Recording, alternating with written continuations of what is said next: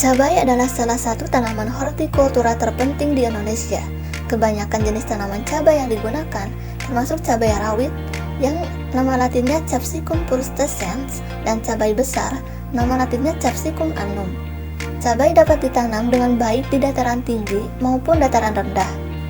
Secara umum, tanaman ini mengandung banyak nutrisi dan vitamin seperti kalori, protein, lemak, karbohidrat, kalsium, vitamin A, B1.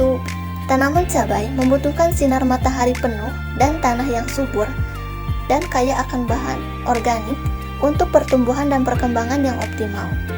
Tanaman cabai dapat diperbanyak melalui biji maupun stek. Perbanyakan melalui biji merupakan metode yang paling umum dan mudah dilakukan. Untuk perawatan tanaman cabai meliputi penyiraman yang cukup tetapi tidak berlebihan, pemupukan secara teratur dengan pupuk yang mengandung nitrogen, fosfor, dan kalium, serta pengendalian gulma dan hama yang tepat waktu. Selanjutnya, saya akan menjelaskan tentang organisme pengganggu tanaman yang terdapat di tanaman cabai yang saya observasi. Untuk yang pertama, ada kutu daun.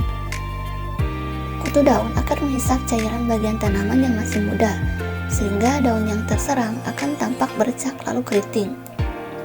Pada serangan berat, daun menjadi keriput, kerdil, berwarna kekuningan, terpuntir, menggulung, kemudian layu dan mati.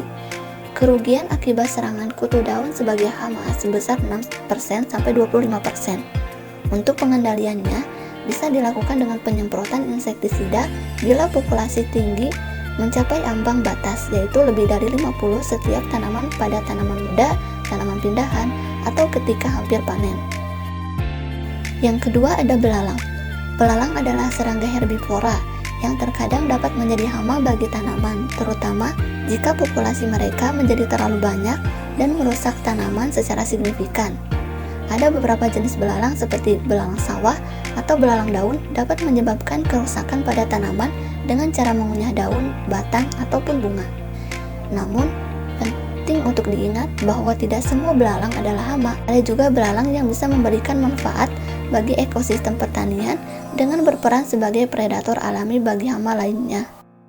Yang ketiga, ada laba-laba. Serangan laba-laba yang menggulung di daun cabai mungkin bukanlah hama secara langsung, tetapi tindakan dari laba-laba tersebut dapat mengganggu pertumbuhan dan kesehatan tanaman cabai. Laba-laba biasanya tidak merusak tanaman secara langsung, tetapi aktivitas mereka dapat mengganggu kondisi tanaman, terutama jika sarangnya menghalangi cahaya matahari mencapai daun atau jika laba-laba tersebut mengonsumsi serangga yang sebenarnya merupakan predator alami bagi hama lainnya. Yang keempat, ada buah busuk. Buah cabai yang busuk biasanya disebabkan oleh beberapa faktor seperti adanya bakteri dan jamur yang biasanya datang ke tempat yang lembab dan kotor. Lalu bisa disebabkan juga karena lalat buah. Lalat buah bisa menjangkiti tanaman cabai dan menyebabkan buahnya busuk. Lalu bisa juga karena kekurangan kalsium pada tanaman cabai sehingga menyebabkan ujung buah cabai membusuk. Yang kelima, daun cabai menguning. Salah satu penyebab umum daun cabai menguning adalah karena kekurangan nutrisi, terutama nitrogen, fosfor, atau kalium. Kekurangan nutrisi ini dapat mengganggu proses fotosintesis dan menyebabkan daun menjadi kuning. Lalu, alasan lainnya karena kekurangan air. Tanaman cabai membutuhkan air yang cukup untuk menjaga keseimbangan nutrisi dan proses fotosintesis.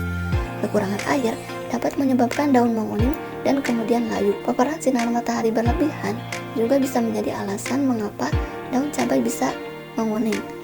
Ini dapat terjadi terutama jika tanaman tidak terbiasa dengan paparan sinar matahari yang intens, misalnya jika tanaman tiba-tiba dipindahkan dari tempat teduh ke tempat yang lebih terang. Yang keenam, ada semut hitam yang bertelur di tangkai cabai. Biasanya, mereka mencari tempat yang aman dan nyaman untuk meletakkan telur mereka. Tangkai cabai bisa menjadi tempat yang ideal karena biasanya tidak terlalu terganggu oleh aktivitas manusia dan dapat memberikan perlindungan bagi telur semut.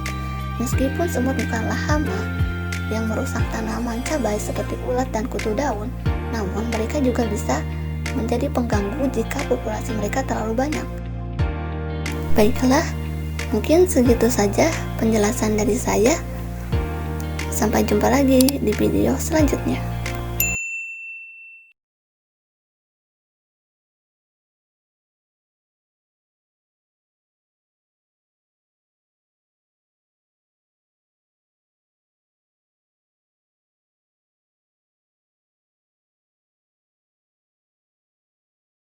Tapi tidak semua spesies semut merupakan pengganggu bagi tanaman.